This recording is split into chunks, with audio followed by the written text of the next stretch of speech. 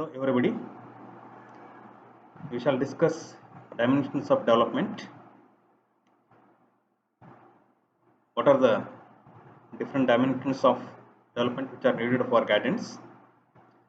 And this lecture also helps for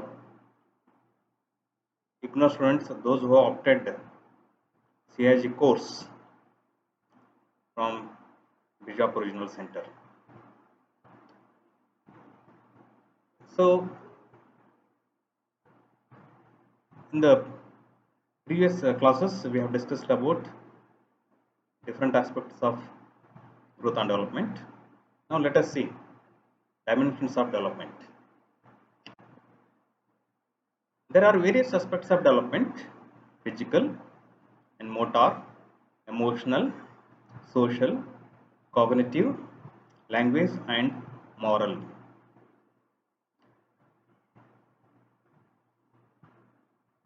See, for example, we shall take physical development. An example I would like to keep here. Sheila has come to visit her sister after a gap of 2 years. She has brought a pretty frock for her niece, Radha. But when she sees Radha, the first word she said her,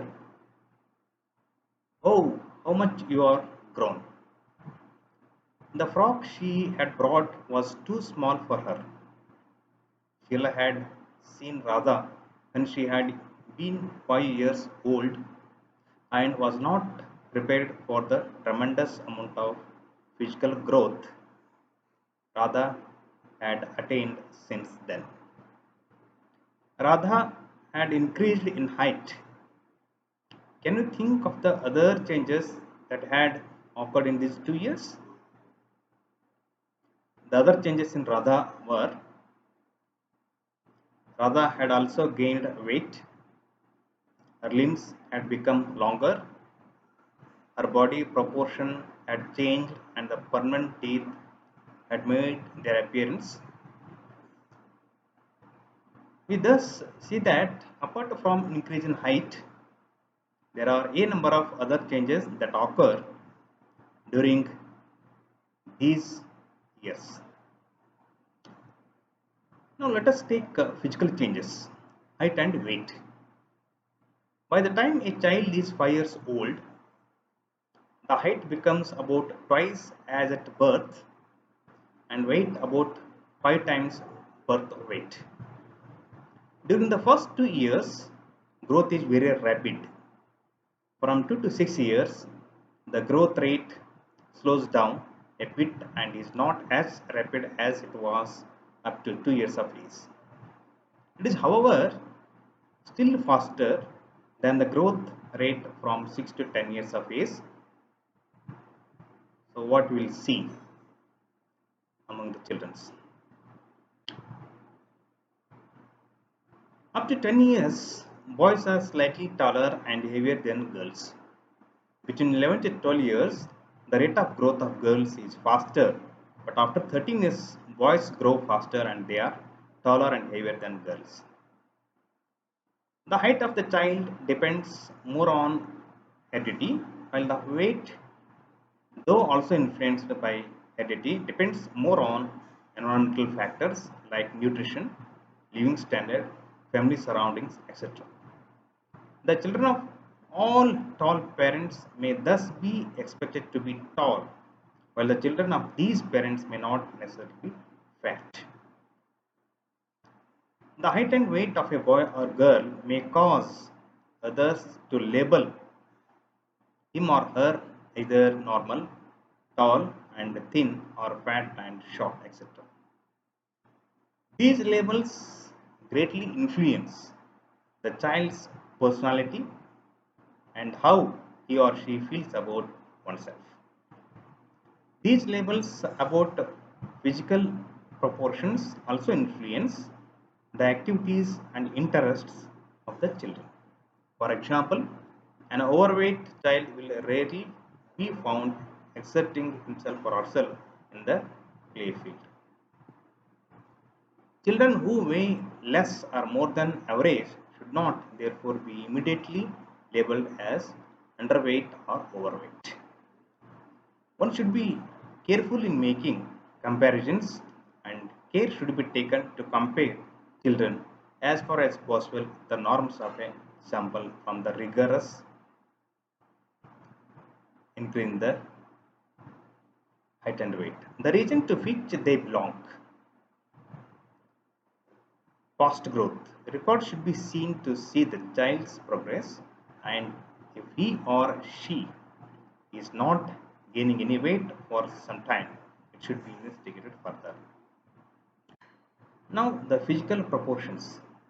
Changes in the form and proportion of bodies occur as boys and girls grow from infants to adolescence. In general, they progress from the chubbiness of infancy to the long-legged, more slender body of childhood. By adolescence, they are still slender and thin. However, the shoulders in boys and hips in girls tend to become broad. Different parts of the body grow at different rate. Some parts of the body attain mature proportions earlier than others. However, by 16 years of age, different parts of the body assume their mature proportions. During infancy, the head of the infant is much larger in proportion to the rest of the body. It constitutes one-fourth of the total body length as compared to one-eighth in the case of adults. The head grows in width up to age 3 but continues to grow in length until 18 years of age. The growth pattern is the same for boys and girls, though boys' heads are slightly larger than girls' at every age. Until the second or permanent teeth have replaced the baby teeth, that is, shortly before puberty, the month, the month of puberty, the mouth, chin, and entire lower part of the child's face are small compared with the upper part. The forehead flattens, the lips fill out, and the eyeball reach their mature size as the child approaches puberty. The nose is small and somewhat flat during the first few years of life. Gradually, it becomes larger and achieves its mature size by 14 years of age. By the age of 6, the trunk is twice as long and wide as it was at birth. The child gradually becomes slim until pre-puberty, while the body widens out again. The length of the arms and hands increases between 60 to 75% from birth to 2 years. At the age of 8 years, the arms are nearly 50% larger than what they were at 2 years and are thin in appearance, giving the child an adult's look. The legs grow at a slower rate than the arms. By 6 years of age, a child's leg equal about half the body length.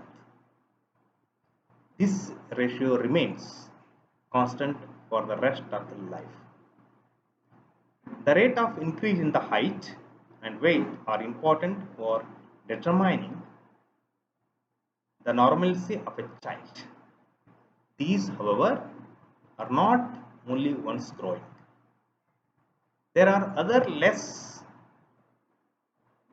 aspects of growth. Among these are the growth and development of muscles and bones. Bones. Though the bones of an infant do not fracture easily, they are very susceptible to deformities as a result of their soft and flexible nature. Even in elementary school years, bone deformities can result from tight shoes or sitting in a wrong posture at a school desk. The primary school teacher, therefore, should make sure that the child is not showing while sitting. Problems in sitting, standing, or walking, not bending over the school desk while studying, wearing comfortability, loose clothes and shoes, etc. At birth, girls are more advanced than boys in bone development. By 6 years, they are about 1 year ahead of boys, and by 9 years, 1.5 years advanced. There are also wide individual differences in skeletal development. The skeletal development of two children of the same age may show variation. Muscles and fat. Increase in weight at all periods of growth is due to the development and addition to the weight of the bones, muscles, and fatty tissue. In the early years of childhood, the development of fatty tissue is more rapid, and during the early adolescence years, there is a rapid development of the muscle tissue. Muscles play an important role in the functioning of body organs like the heart, the digestive system, etc. They are also responsible for strength and coordination of activities. During mild during mid childhood, the muscles of the child are still developing. Children therefore need constant change of activities to activate different groups of muscles and to relieve fatigue from the tired muscles. Good food and a program with regular rest and activities will enhance the development of muscles. Now come to the teeth. Teeth begin to fall when the fetus is 6 weeks old. When the baby is born, the teeth are already in the process of development. Teeth appear in the same sequence in all children, but the age at that they erupt and the amount of discomfort experienced by the child are extremely variable. The first tooth usually erupts between 4 and 12 months of age, with the average at 7 months. By the age of 2.5 years, children have 20 teeth. These teeth are temporary and are often called the milk teeth. Around 6 years of age, most children begin to lose their milk teeth, beginning with the joint teeth, and their permanent teeth start erupting. By age 12 years, all the 20 milk teeth are replaced by permanent teeth. By the age of 13, the second molars appear and the child now has 28 teeth. The last 4 teeth, called the wisdom teeth, erupt if at all between the age of 17 and 25 years. A balanced diet, supplemented with additional vitamins and fluoride with the proper dental care, is essential to the development of sound teeth. Now, motor development.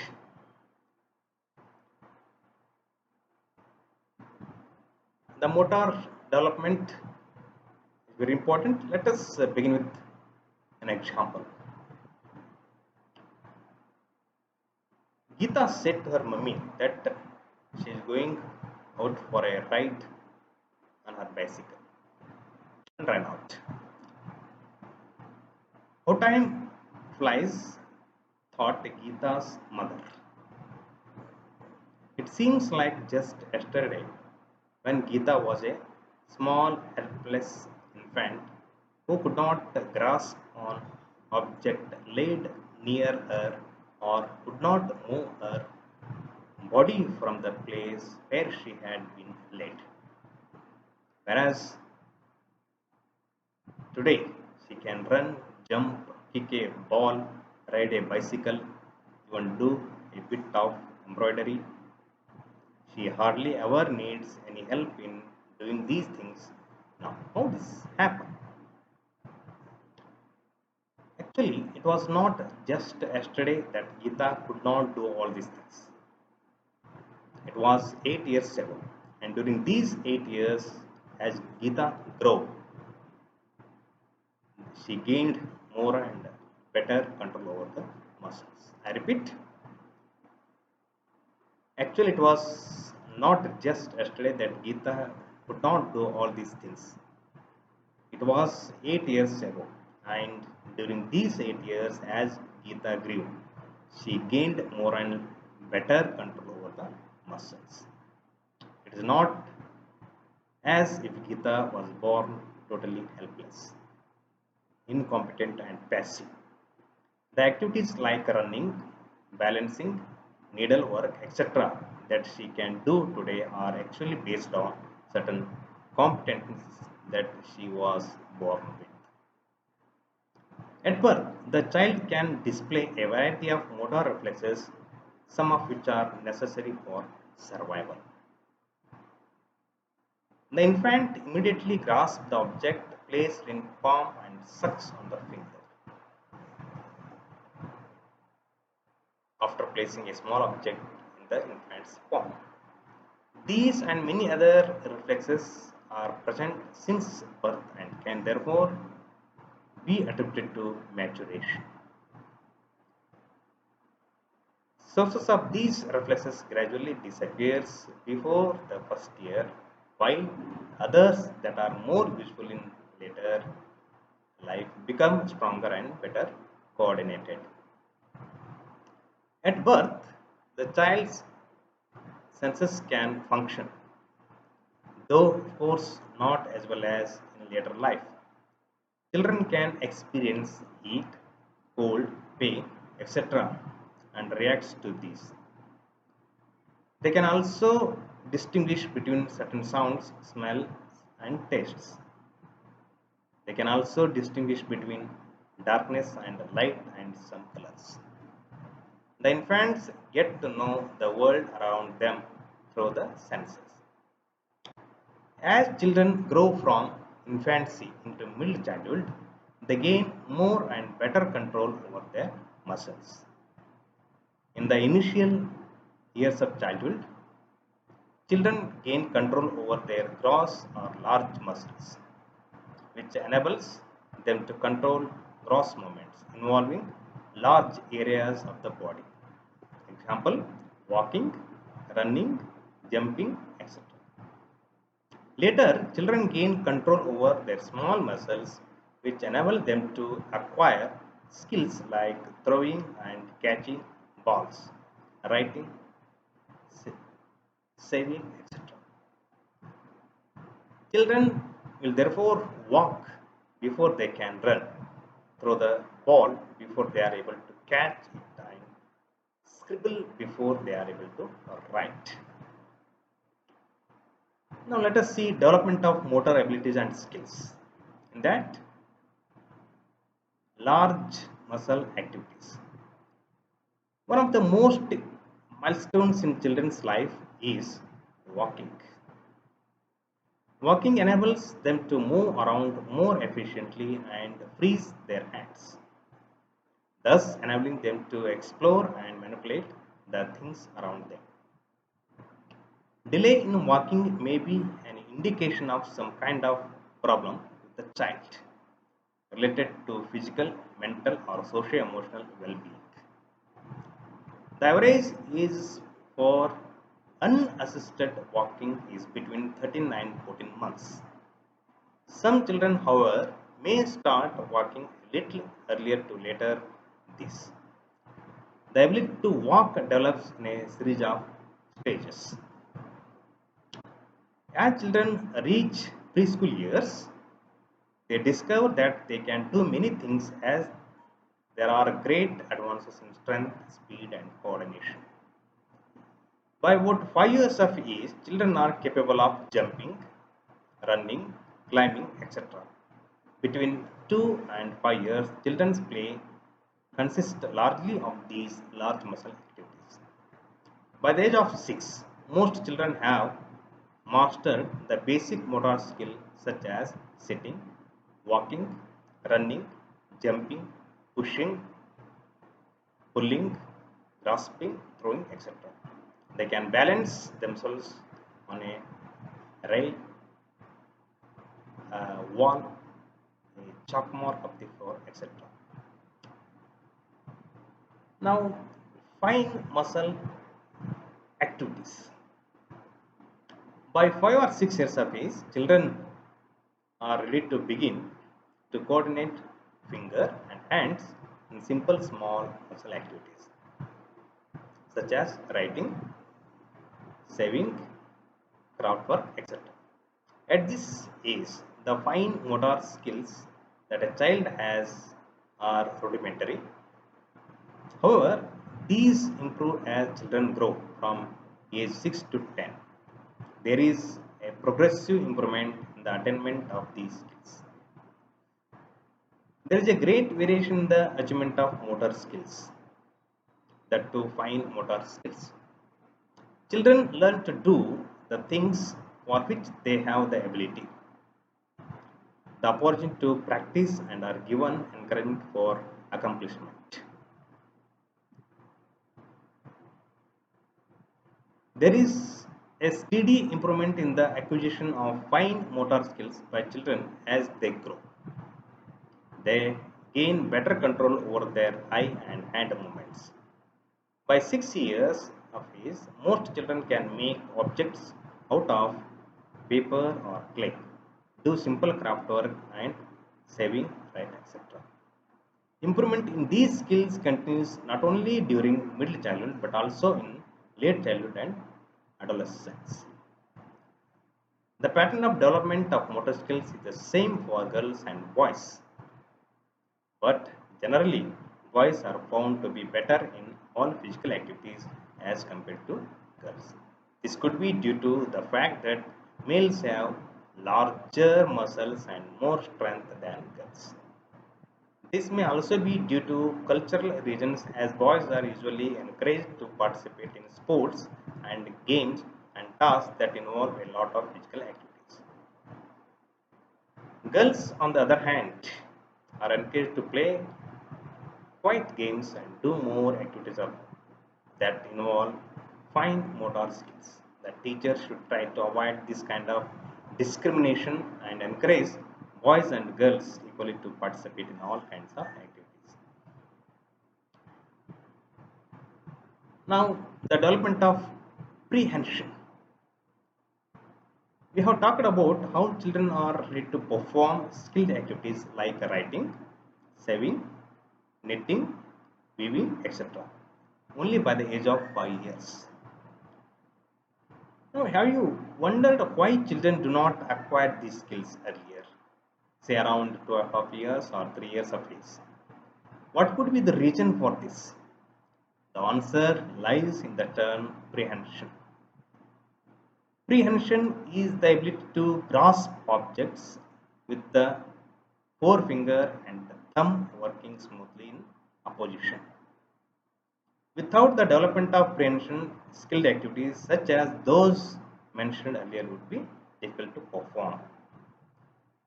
The infant is born with the ability to grasp objects. By 8 or 9 months, the forefinger and thumb work smoothly in opposition, and the infant can pick up and hold small things. Eye-hand coordination also improves. It is common to see 1-year-old crawling and picking up small things like pebbles, seeds, grains, etc. from the floor and putting them into mouth. Handedness. Handedness means predominant use of one hand over the other. Most babies feel equally at ease with both hands and are able to use both hands. But by the age of 2, they will show a definite preference for either the left or the right hand. People are said to be right-handed if they are use the right hand most, or left-handed if they favor the left hand. People are referred to as ambidextrous if they use both hands equally well. Right or left handedness does not make any difference to a person's intelligence, skills, or personality. But children who have been forced to change show some difficulties like stuttering and stammering or reading disorders. In cases where left handedness appears to persist, the best way is to allow such children to pursue their natural pattern of development.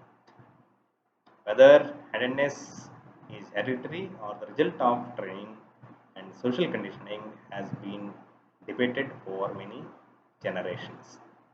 But there is no conclusive evidence available to decide on the issue either way.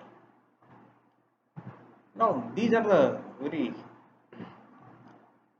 thought provoking ideas. Now, let us see physical and motor development and personality. We start with the example. Arvind is a boy studying in class 4th. He is thin and small built.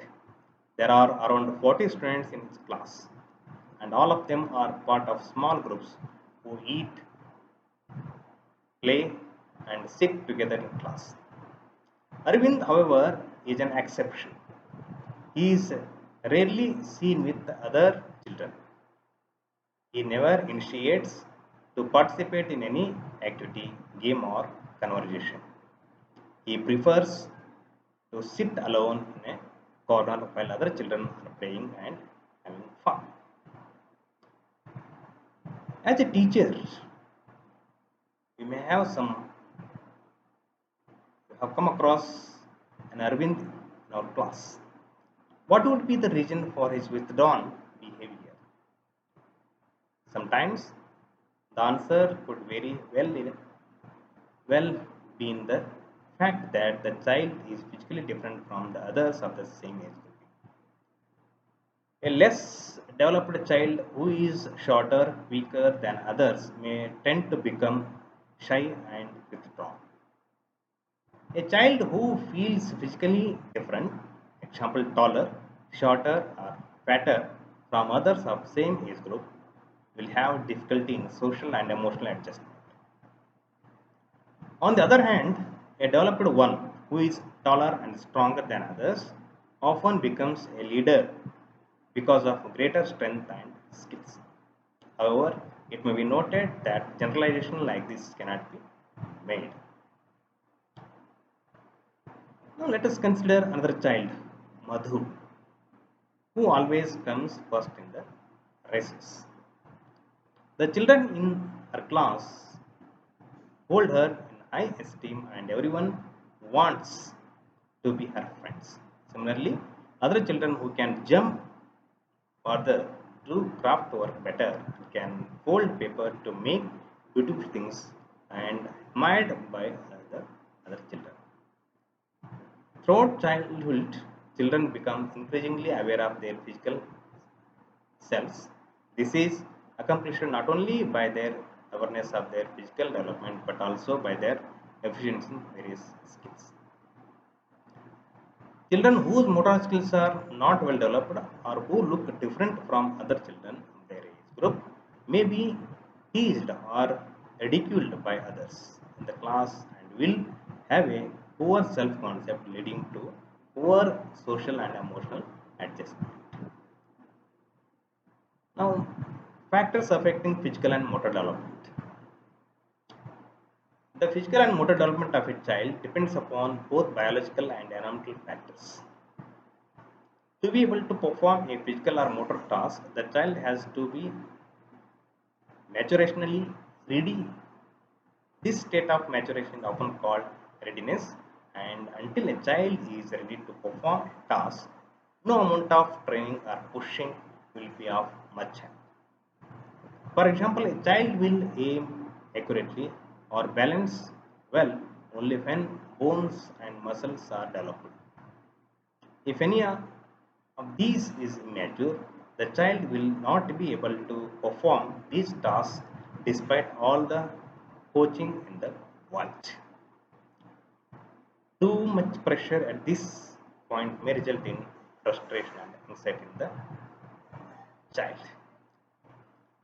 A nutritionally balanced diet, physical exercise, and plenty of opportunity to practice skills would help the child achieve full growth potential and optimum motor development. This in turn will lay the foundation for the future of the child.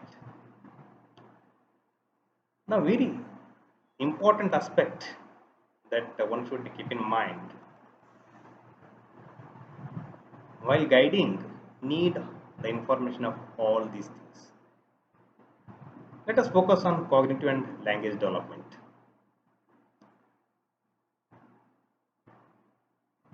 Let us go back a little and try to remember what is cognitive development.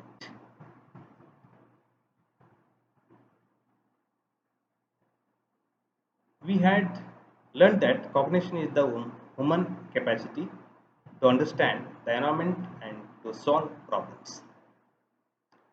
The capacity of logical and abstract thought, memory, and creativity is also a part of cognition. Now, this is a very broad definition of cognition. The logical and abstract thinking are abilities that are found in adult thought. During childhood, the process of developing these abilities is still in progress. Unlike physical development, we cannot see and measure cognitive development. We can only observe its development from the behavior of the individual. Different psychologists have attempted to understand cognitive development of human beings. One psychologist who made significant contribution in this direction was Jean Piaget, a Swiss psychologist. His theory of cognitive development helped us in understanding a child's cognitive development a great deal. Let us see about the basis of Piaget's theory. We shall proceed pointwise to understand these basics. Let us see the first one, that what the Piaget believes that the fetal development in the womb or the physical and motor development follow a given sequence, which follow a given sequence. Cognitive development also follows a given sequence which is universal. That is, all human beings will follow the given sequence. Like in the case of development of a fetus, where specific organs emerge and develop at the given times. Like a preset programs, cognitive development also follows a similar pattern with specific capabilities emerging at specific time. The sequence, the sequence in which the development occurs, following characters in the right order of their appearance will happen: sitting, crawling, lifting the hand, running, standing, walking.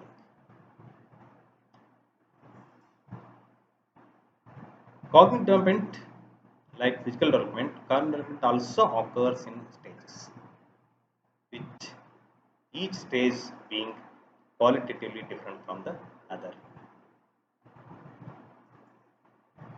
These stages unfold in an invariant sequence, with the later stages being dependent on the earlier ones. Piaget gives a great deal of importance to human interaction with the environment. He believes that cognitive development depends greatly on the individual's interaction with the environment. To understand the process of assimilation and accommodation,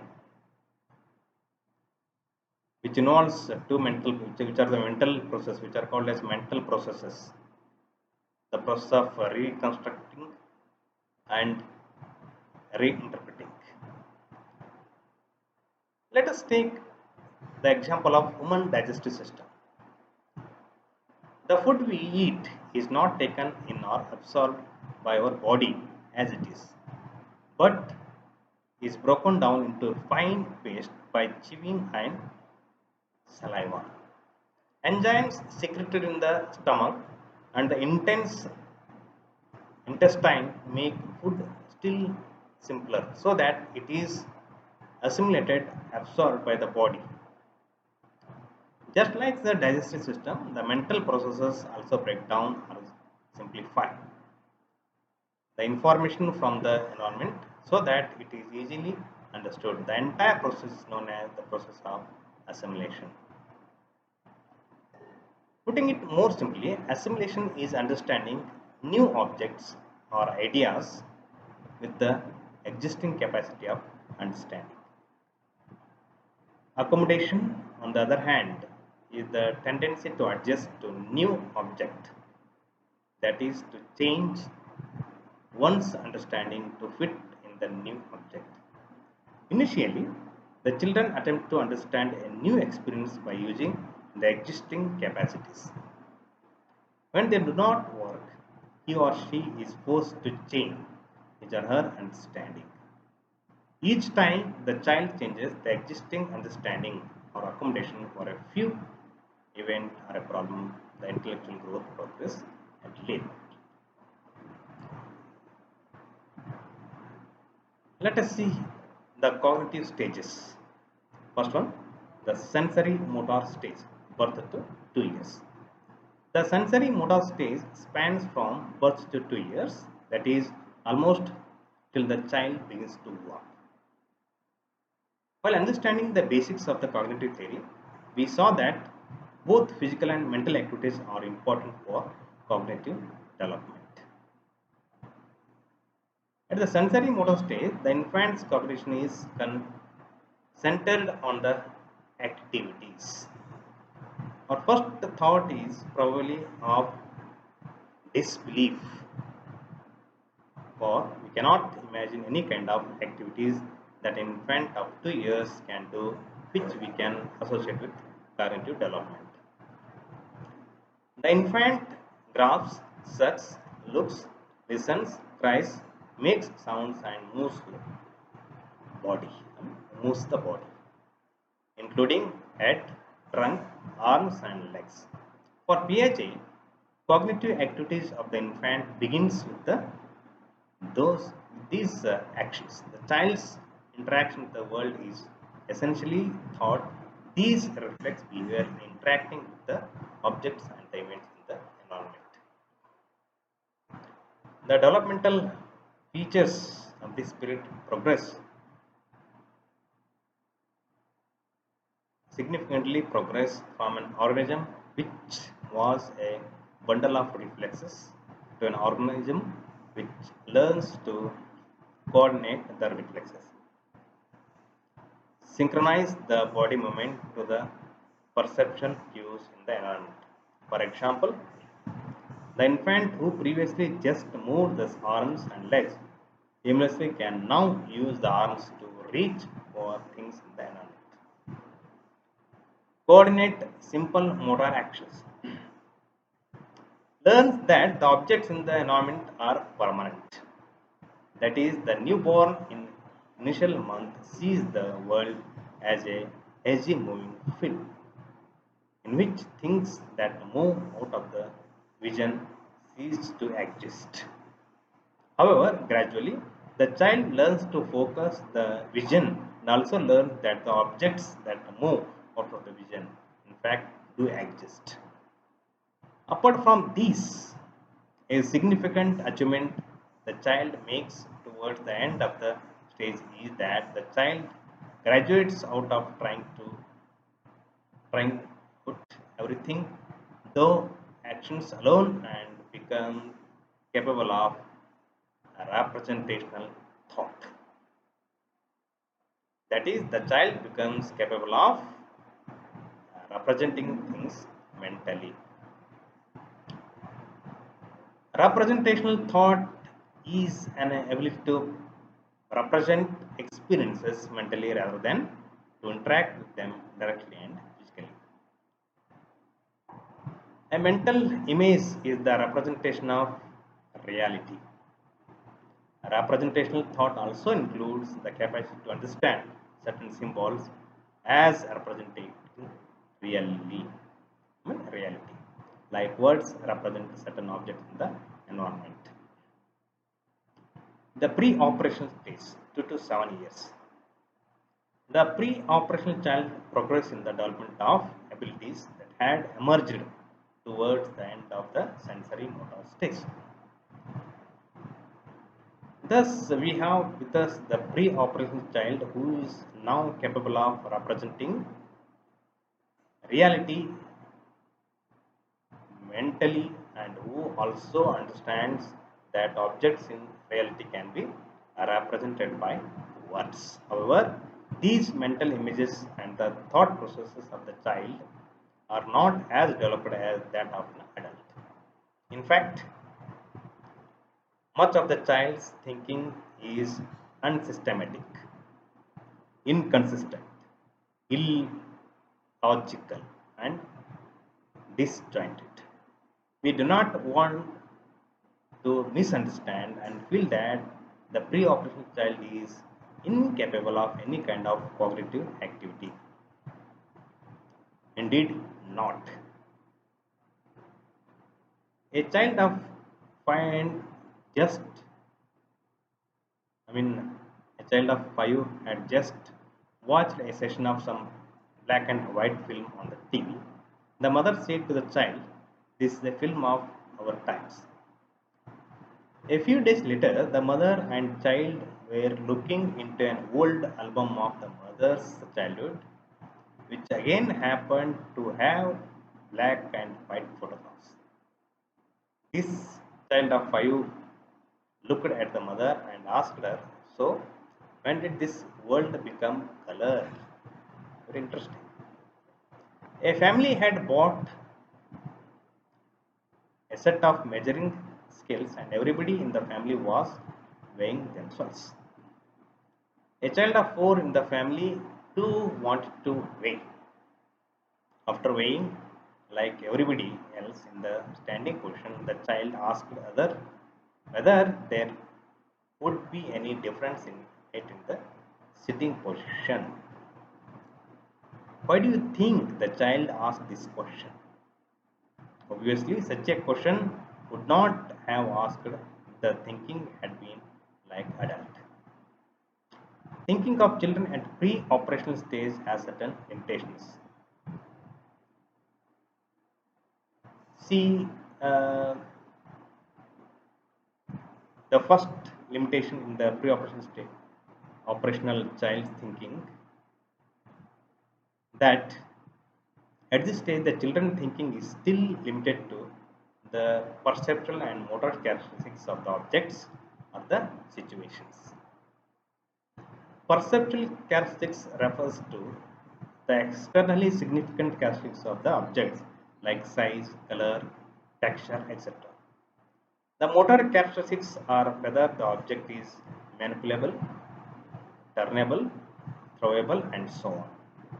The child at this stage is generally tied down to the world of concrete objects and actions, and more significantly, the perceptual and motor characteristics of these objects and actions. As such, the reasoning or logic is guided by these considerations. The child cannot think beyond what is visible. Now, the very important aspects are the limitations of what were discussed in the pre-operational child's thinking. The pre-operational thinking tends to be egocentric. This is the child at this age cannot understand the other's point of view. Pre-operational thinking tends to focus on only one aspect or dimensions of a problem at a time. For example, while looking at the height of an object, the child is unable to consider any changes undergone in its width. The child is unable to handle multiple characteristics. Pre-operational thinking tends to involve transductive reasoning. The pre-operational child reasons from one specific to another specific event as opposed to inductive and deductive reasoning. That is, in other words, the child cannot think from particular to general or general to particular.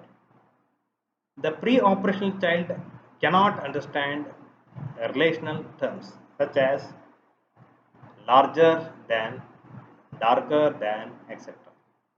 For example, after listening to a story, a child at this stage may likely to know who is good and who is bad, and may not be able to appreciate that characters in the story may be good under certain situations and not so good under other situations.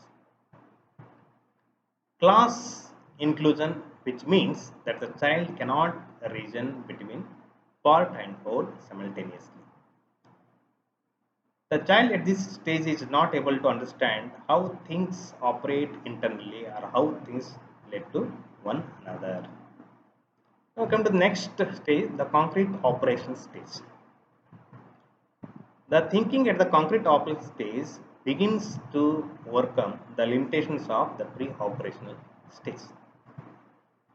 To begin with, thinking at the concrete operation stage no longer consists of disjointed representational acts like snapshots, but actions can now be represented as a series of actions, more like a film which can be replayed to. The reversibility, the ability by which the child becomes capable of following a series of actions and then being able to reverse these series of actions mentally. Let us try to understand this with the help of an example. Let us take the example of convergation of liquid. Here, step 1 involved showing two identical glasses of liquid. Step 2 involved pouring liquids from one of these glasses into tall and narrow glass. As we saw, the pre-operational child was wholly influenced by the appearance of the tall glass and the level of liquid in it. However, the older child becomes capable of reversing the steps. That is, in this case, the logic allows the child to think what will happen if the liquid from the tall glass is poured back into the original glass. This reversing the process makes the child realize that when back into the original glass, the liquid is going to be as much as it originally was. This ability to go through the series of action is called the ability of reversibility. Apart from the ability to conjure, the concrete operational child develops another mental capacity, that is the ability to classify. That is ability to sort out objects on the basis of common features. The ability to classify on the basis of one characteristics, be it color, size or shape, is already developed by the age of 5 or 6. Thus, when given a group of geometric shapes, they are like to group the objects according to shape, size or color. As children go older, they are able to classify from groups on the basis of more than 2 or 3 characteristics. Multiple classification or the ability to classify objects simultaneously in 2 or more categories, like people, can be classified on the basis of their sex, region, language, rural, urban background.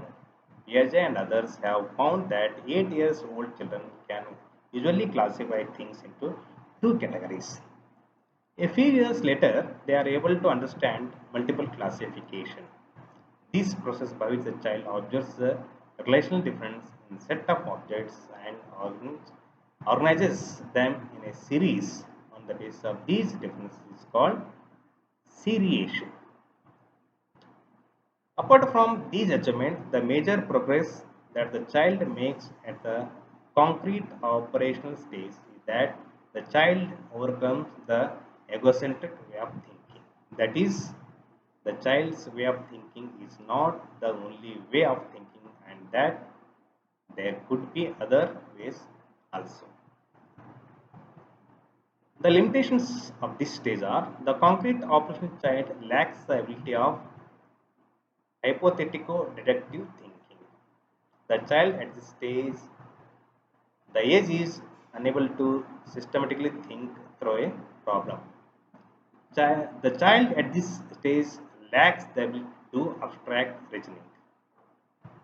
Now come to the language development.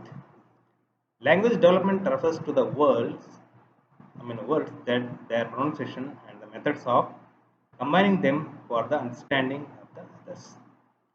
Language development concerns itself with the length and the patterns of sentence structure, grammatical construction, and syntax. It is most fascinating to know that a newborn who can hardly talk or understand what others say can, by the end of 4 years, understand 2500 to 2800 words and speak about 1500 words. Now, in different stages,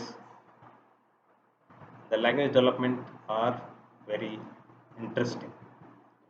When babies cry and their mothers respond to this cry, the first step in communication taken place. This is what the first communication takes place. In infancy, babies make their needs and discomfort or comfort known by body movements, facial expressions, and sounds such as whispering, urgent screams, gentle woos, attention seeking calls, and laughter. These are the first and simple forms of communication the infant makes. From 2 years onwards, the child makes a remarkable progress in learning language. The child first learns nouns followed by verbs, adjectives, and adverbs. The usage of pronouns, conjunctions, and prepositions is learned much later. By 4 to 5 years, the child almost possesses an mastery over the native language in speaking and understanding sentences. In later stages, in the years from kindergarten to 7th standard, speech performance improves, grammar rules are better understood, variation in construction of sentences, vocabulary, and ordering of phrase show variety. There is a general consultation of the language skills from kindergarten to 7th grade. Now, cognitive and language development. How are language and cognition interrelated? It is a question which is difficult even for experts to answer because it is not easy to exactly pinpoint the relation between the two. It is, however, generally agreed that language certainly aids thinking and problem solving. Language certainly helps thinking process, but one cannot say that cognition is solely dependent on language. Otherwise, how can we explain the cognitive progress of children who are born deaf and dumb? Thus, we should understand that not all problem solving is based on verbal ability, but that verbal ability certainly facilitates cognitive abilities. Now, multilingualism. It becomes necessary at this point for us to discuss an important factor in language development, which is especially unique to the Indian situation. Multilingualism is a situation where a child is exposed to more than one language. In an urban Indian setup, it is common to come across a situation where a young child speaks language. At a home, if you take an example A as a person at a home, language B in the neighborhood language, C in the school in the form of video of instruction. So we have with us the child who is handling 3 to 4 languages at a time. Undoubtedly, the situation is going to create problem for the child. We cannot obviously undo the situation, but understanding the situation as parents and teachers will certainly help us. The first aspect is related to the problems that arise in learning so many languages at a time.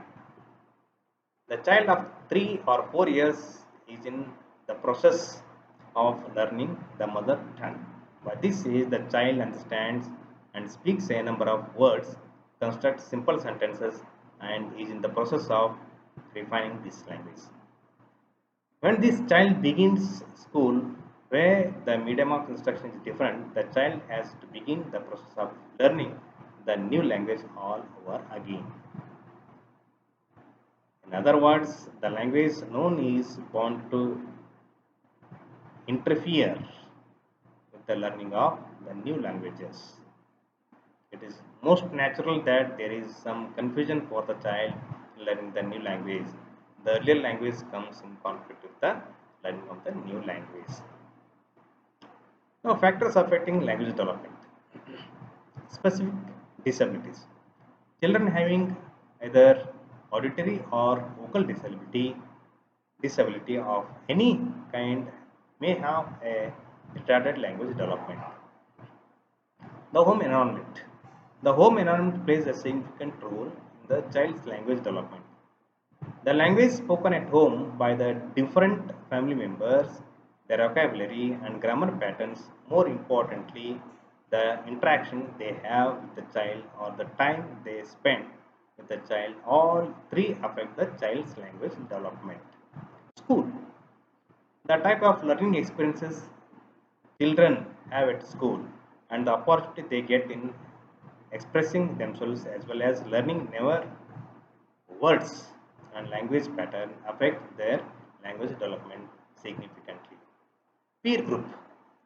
Influence of the peer group is essentially observed in the words and mannerisms children learn from their peer group. Media. Exposure to film, radio, TV, and books also affect language development. It is most common to see children imitating characters of films and TV programs also, thereby speaking the way they do. Also, the variety of programs and issues dealt with the media directly exposes the child to numerous words and ideas that the way of structuring the sentence. This exposure of media, I mean exposure to media certainly affects the progress of the child that makes the acquisition of language. Now, social, emotional, and motor development. How these need for guidance services. Defining socio-emotional and moral development. Socio-emotional and moral development. We are discussing now social, emotional, and moral development. Not moral development. It is moral development. An analysis of the cases presented, what I am going to present now, offers an interesting beginning point in understanding the features of socio-emotional and moral development of the children. Let us take example. Raza is a very happy child. She takes initiative in all activities at the school. She is quite popular among her peer group as she is always ready to help them. She is regular and sincere in her work. Her parents take keen interest in all her activities. Her teacher reports that it is really worth it to have a child like her school. Invariably, you will find Akshay sitting in corner who appears unhappy and unwilling to join in activities with other children. He does not mix with anybody. He does not copy the homework. When asked, he tells lies that the teacher has not given any homework. Even at home, he does not talk much with others. He does not go out and play with others as freely as other children do. We will quite often find Rajan teasing or beating somebody. He just does not listen to anyone. Parents and teachers are quite to tired of him because there will always be a complaints against him. He invariably cheats or tricks his friends while playing, and therefore children do not like to play with him. Each of these cases given us some idea of the socio-emotional and moral development of the particular child. Of course, the aim here is not to highlight the problems in their development, but to emphasize the differences that are bound to exist among the individual children, and also to highlight the point that these developments are interrelated. Emotional development do not take place in a social vacuum. There are aspects of a single process of growth. Analysis of these cases clearly points out the interrelationship of all the aspects, the kind of experiences, whether pleasant or unpleasant, the children receive at the early stages of development influence different aspects of their development. Further, the satisfaction or deprivation of socio-emotional needs also affect the development.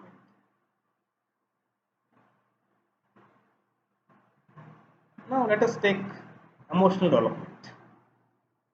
All of us sometime or the other in our life feel happy, elated, being loved, sad, fearful, angry, jealous, and so on. These are all emotions. Emotions are elicited by a wide range of stimuli, including people, objects, and situations. Emotional development refers to the development of these emotions in children, the role of the maturation and learning in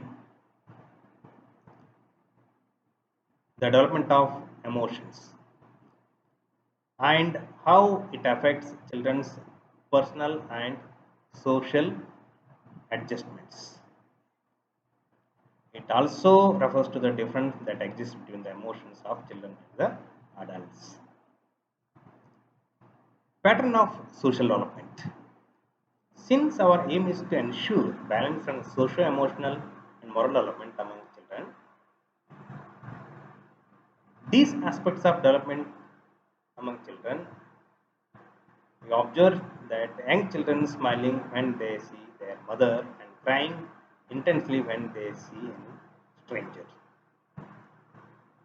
This shows the special bond that exists between the mother and the child.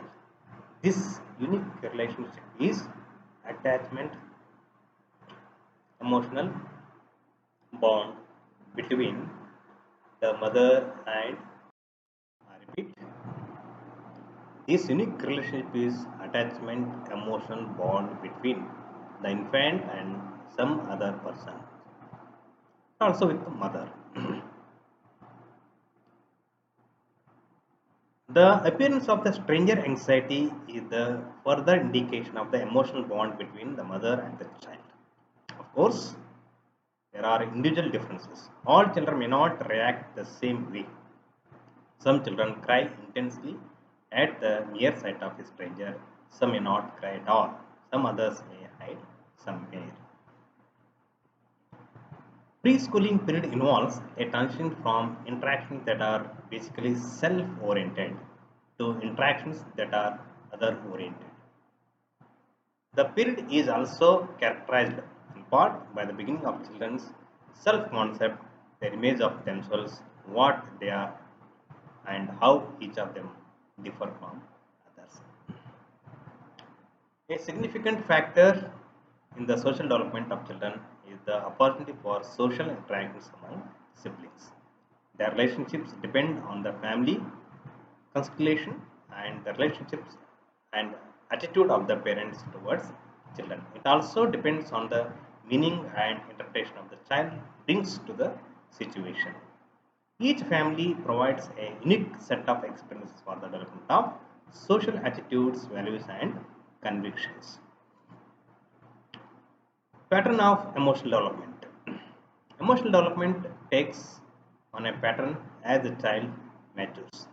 Emotional development proceeds from the relatively undifferentiated emotional responses of the infant up to who's called emotional maturity. The first sign of emotional behavior in infant is general excitement due to strong stimulation. I repeat, strong stimulation. The fears commonly observed among small children are loud noises, animals, dark rooms, sudden displacement, strange person, places, and objects. As they grow older, their fears are concentrated on supernatural, imaginary creatures associated with dark, or death, or injury. They are even afraid of failing or being ridiculed. Even though the pattern of emotional development is predictable, there are variations in frequency, intensity, and durations of the different emotions and the age at which they appear. Young children differ in their emotions, that are expressions, intensity, objects, from those of older children and adults. Young children's emotions are more intense. They display their emotions more frequently. Their emotions are transitory. Now, come to the pattern of moral development. We have often heard elders telling children, "You are good children. Good children listen to elders." Even when we find two children are fighting, beating, or snatching things, we often say, "Good children do not behave like this." Learning to behave in a socially approved manner is a gradual and long process. By the time children enter school, they are expected to be able to distinguish right from wrong in simple situations. They are supposed to know the difference between good and bad behavior. The first essential thing in learning to be a moral person is to follow the laws, customs, and rules of the society. Even very young children are expected to learn and abide by the rules set by the parents, others, and authority. Thus, some unwritten rules in every family serve as guidelines for children's behavior. Of course, during the preschool years, children do not have their own concept of morality and possesses no clear understanding of social rules except for the relations laid down by adults. Their behavior is characterized by automatic obedience to rules without reasoning or judgment. They do judge their act right or wrong in terms of its physical consequences. They learn that they are expected to follow these rules, failing which they will be punished or will not get social acceptance. Now, role of parents and teachers in promoting a balanced socio-emotional and moral development. One of the most important aspects of parents and teachers' interactions with the child centers around their disciplinary style. The way in which parents and teachers use reward and punishment differ greatly. The role model that parents and teachers set by their own behavior can likewise differ greatly. Authoritarian parents control their children through external force in the form of punishment. Many a time, because of strict rules and regulations at home, children develop a kind of fear of parents and a feeling of basic insecurity. This can lead to many other problems such as becoming withdrawn or aggressive and other habit disorders like thumb sucking and bed wetting. Teachers need to understand children's problems, have to identify reasons for their problems, and with a sympathetic attitude, help children overcome their problems. Young children are sensitive to teachers' attitude in a variety of ways. A smile of approval, a pat on the back, or a few words of praise and encouragement provide the child with immense feeling of security. The authoritarian disciplinary style of parents prevents the children from carrying out their own wishes and asserting themselves. They develop a feeling that they are not allowed to make their own decisions and set their goals. This prevents the child from recognizing his or her own potentials and abilities and interferes with the development of self identity. The role of parents and teachers are very important to bring the child to the normal stream of growth and development. This will not only help children to internalize the social and moral values of the society, but also help them to express and ventilate their feelings and emotions which may be bothering them and to come to terms with reality. So the guidance process requires the involvement of both the teachers and parents to bring up the children in the normal stream and give them a proper educational culture. Hope you understand the concept. Be safe at home. Let us fight against COVID 19. And a big thanks to all for listening patiently the lecture. Thank you and don't forget to subscribe. Thank you.